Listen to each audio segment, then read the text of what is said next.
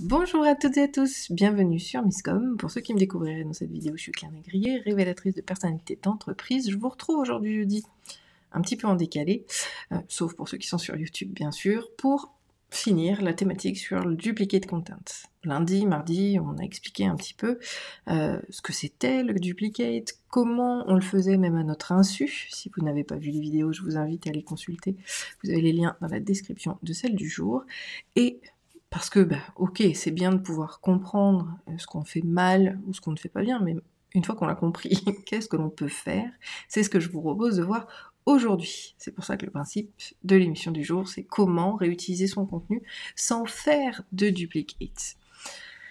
Je dirais que la réponse, elle se formule en une seule phrase, c'est justement de ne pas réutiliser strictement la même chose. On a déjà commencé un petit peu à voir le sujet mardi, donc par rapport aux différents formats.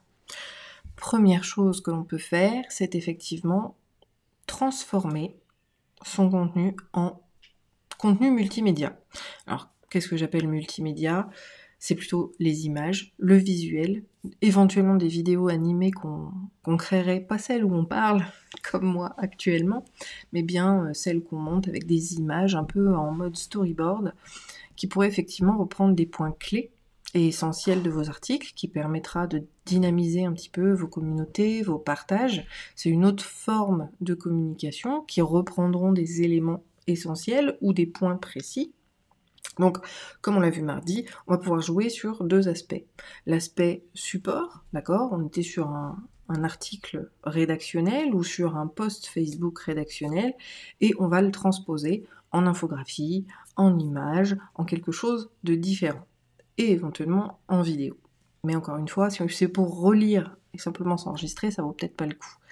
Par contre, là où on va pouvoir aussi intervenir, et donc d'un point de vue de contenu, ça va être essentiellement sur les points. C'est-à-dire qu'on va zoomer ou dézoomer. Ça dépendra du contexte et de ce qui vous inspirera.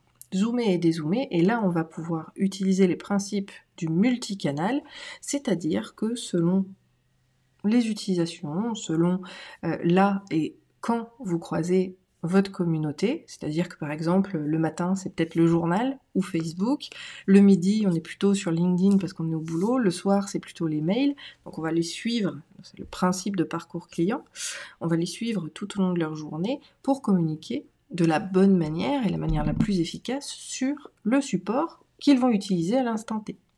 Donc pour reprendre ce schéma-là, en disant que c'est peut-être Facebook à 8h du matin, LinkedIn à midi et le mail le soir.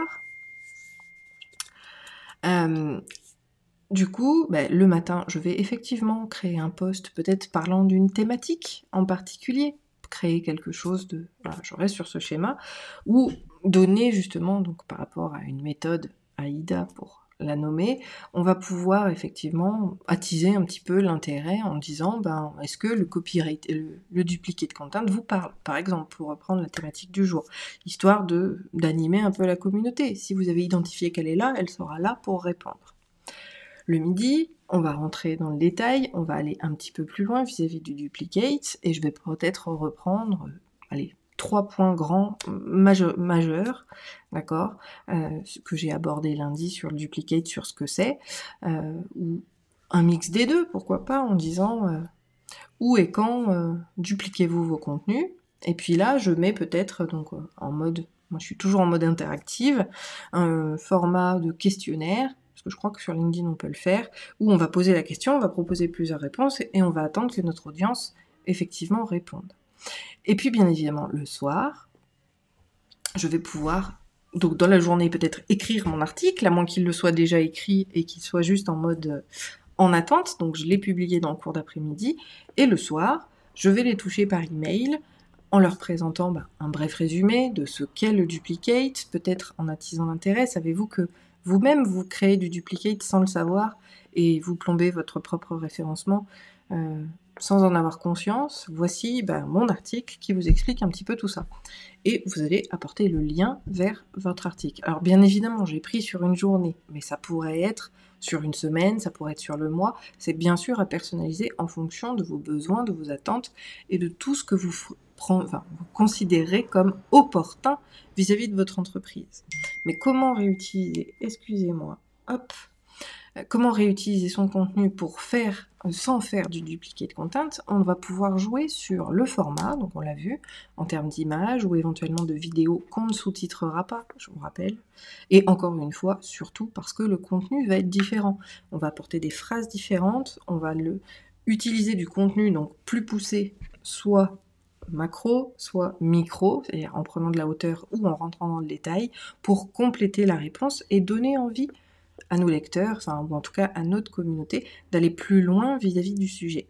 Pour le coup, je le fais un petit peu sur Miscom, et là, pour le coup, on est quasiment quotidien, puisque le lundi, j'annonce la thématique, je vous parle toujours, donc lundi, stratégie, mais c'est pendant que je crée mes lives, enfin, pendant que je suis en live sur la stratégie, que je vais avoir mes idées pour la suite de la semaine. Et je vous dis, mardi, on parlera de ça, donc c'était les différentes applications où vous faites du duplicate, et jeudi, on verra sur comment utiliser son contenu. Alors j'aime pas le terme intelligemment parce que ça voudrait dire que vous ne l'êtes pas, sauf que c'est pas vrai, c'est de manière efficace et qui ne viendra pas jouer sur ce duplicate content.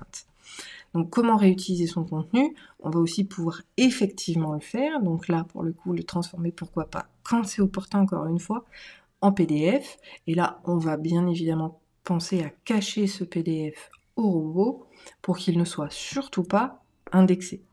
En fait, le secret, il est là, c'est une notion d'indexation. Vous pourriez très bien écrire, voilà, autre tips d'ailleurs, auquel j'avais pas pensé, vous pouvez aussi écrire un article qui va reformuler quelque chose que vous avez fait précédemment, qui est un peu âgé, que vous avez envie de réécrire parce que le premier article ne vous convient plus.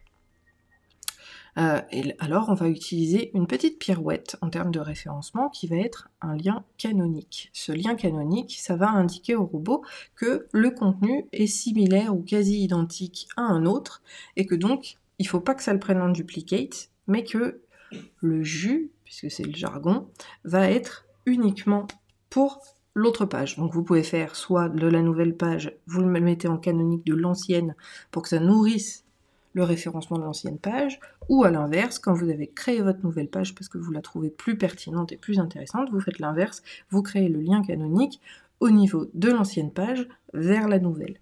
De cette manière, vous allez pouvoir exploiter le contenu. Par contre, c'est pareil, on va pas faire des liens canoniques de partout, c'est pas forcément très pertinent, parce que sinon les robots tournent en rond et finissent toujours par vous saquer au final. Donc le principe, c'est vraiment de venir vous appuyer sur des techniques qui vont être efficientes, qui vont être efficaces, et puis quelque part qui vont vous servir. C'est pas qu'une notion de contenu à proprement parler, c'est aussi une notion de votre communication, elle est là pour engager la conversation, l'échange, l'information avec votre audience, qui sont, je l'espère pour vous, vos futurs clients. En tout cas, parmi eux, il y aura vos futurs clients.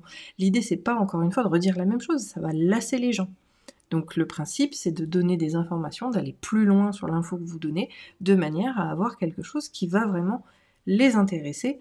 Et donc les intéresser, là on est sur la notoriété, l'objectif cognitif, Sinon, c'est développer votre crédibilité, objectif affectif, et éventuellement, si vous le souhaitez, télécharger mon e-book qui est une reprise de vos articles, même si je ne suis pas une adepte de la pratique, vous le savez, mais si par exemple vous trouvez que vos articles sont trop vieux ou que vous ne voulez pas les garder, vous pouvez très bien décider de supprimer les articles, mais avant vous les avez compilés dans un PDF. Donc dans ce cas-là, ça peut être cohérent puisque vous les avez supprimés.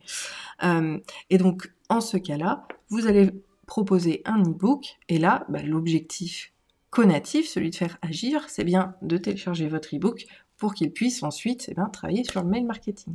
Mais c'est un autre sujet, encore une fois. Hello Christelle, ravie de te retrouver sur le live, n'hésite pas à poser tes questions. Donc comment réutiliser son contenu sans faire de duplicate content? On l'a vu de deux manières, soit sur le format, on va changer d'un texte, on va créer une image qui va reprendre juste 3-4 lignes du sujet pour donner un intérêt. Ça va être peut-être de faire, pourquoi pas, une vidéo ou un audio, mais encore une fois qui va pas traiter, donc sur le deuxième aspect, l'aspect rédactionnel et le sujet, on va pas reprendre mot pour mot exactement la même chose, on va plutôt donc tourner autrement quand c'est des points clés ou une transposition qu'on va faire en audio ou en vidéo. Et surtout, si on fait un contenu vraiment abouti, supplémentaire, on va aller soit plus loin dans un détail, ou on va prendre plus de hauteur vis-à-vis du sujet pour le présenter autrement, pour aborder un autre point de vue, un autre aspect de la thématique que vous abordez. Ce sont des moyens de réutiliser son contenu sans avoir non plus trop de prise de tête, mais oui, c'est pas sans création à proprement parler, puisque vous devez, pour être professionnel et pour pouvoir être pertinent auprès de votre audience, encore une fois, de donner des informations qui sont, entre guillemets, inédites. Et je vous inviterai aussi, dans l'objectif de mail marketing, à le faire régulièrement avec votre audience, parce que c'est bien, c'est souvent ce qu'on a. On a les mêmes gens qui nous suivent sur les réseaux sociaux, qui sont inscrits à notre mailing list. Ce sont nos vrais fans, qui sont justement ceux qui sont susceptibles d'acheter. Ils n'ont pas envie de voir la même chose écrite sur Facebook, sur LinkedIn, dans votre vidéo, puis par email, parce que, encore une fois, c'est pas relevant, comme on dit en anglais, c'est pas pertinent. Donc l'idée, notamment vis-à-vis du mail, c'est peut-être d'aller leur offrir quelque chose d'un peu plus poussé. Moi, par exemple, la thématique du jeudi, je pourrais très bien me dire que je ne l'envoie que à mes abonnés, et je le fais soit sur une vidéo qui serait cachée, soit en mail, parce que ce sont des points ultra précis qui, je trouve, pourraient très bien correspondre à ça. Bon, après, mon choix est de le rendre absolument public, et j'offre autre chose par email qui va rentrer dans d'autres réflexions, d'autres choses peut-être un peu plus intimistes par rapport à mes abonnés, parce que je les connais un peu mieux que ceux qui me suivent sur mes vidéos. D'ailleurs, si vous êtes là, n'hésitez pas à me faire un coucou en commentaire et à me dire, si on ne se connaît pas encore, dans quel domaine d'activité vous êtes, pour que je puisse prendre votre exemple dans mes propos. En tout cas, voilà comment on réutilise son contenu sans le réutiliser véritablement. Et on va s'inspirer, on va développer des points plus précis, mais ça va vraiment vous donner une autre dimension professionnelle aux yeux des gens, notamment parce que vous ne faites pas que des redites. Voilà un petit peu sur ce qui se passe par rapport au duplicate. De la même manière, allez, le petit dernier, parce qu'après je file, n'hésitez pas à rebondir sur ce que vous voyez. Alors on est nombreux, moi je le fais très très peu, ou vraiment auprès de gens, notamment qui font partie de ma sphère sur Facebook. Ce sont des gens dans mon domaine d'activité que je trouve très pertinents et que j'aime lire et suivre. Parfois, nos pairs, nos confrères et consoeurs peuvent nous inspirer, c'est-à-dire qu'ils partagent un point de vue sur un sujet, et ça va faire réflexion. Là, on n'est pas dans le duplicate, parce que l'idée, ce n'est pas de copier-coller leur contenu, ni d'aborder les choses avec leurs mots, mais bien de proposer notre version, et donc notre point de vue sur le sujet. C'est une façon aussi de trouver de l'inspiration pour créer du contenu, et d'avoir, grâce à notre authenticité, une notion et un point de vue qui sera unique et qui permettra justement de ne pas être dans le duplicate tout en ayant des facilités sur les sujets à trouver. Mais trouver de l'inspiration pour les sujets que l'on peut traiter et dire, ça fera peut-être l'objet d'une prochaine session de Miscom sur une prochaine semaine. Si vous avez des idées d'ailleurs, n'hésitez pas à les communiquer pour que je puisse en faire mes prochaines thématiques, c'est important pour moi. Voilà, si vous avez toute question, je vous le rappelle, vous pouvez commenter cette vidéo. Pour les plus timides, vous avez aussi le message privé sur Facebook, sur la page ou le profil qui ont la même photo d'avatar. Et vous avez également l'email à claire@miscom.fr. Je suis navrée de la petite voix que j'ai pu avoir durant ce live, mais pour ceux qui me suivent assidûment, et je le sais, vous êtes de plus en plus nombreux, encore merci. Ma fille est au dodo et je ne voudrais pas la réveiller. Donc j'espère que ça aura été tout à fait audible et compréhensible. Et puis encore une fois, s'il y a des points d'ombre, commentez. Je vous souhaite une très belle après-midi. Bye!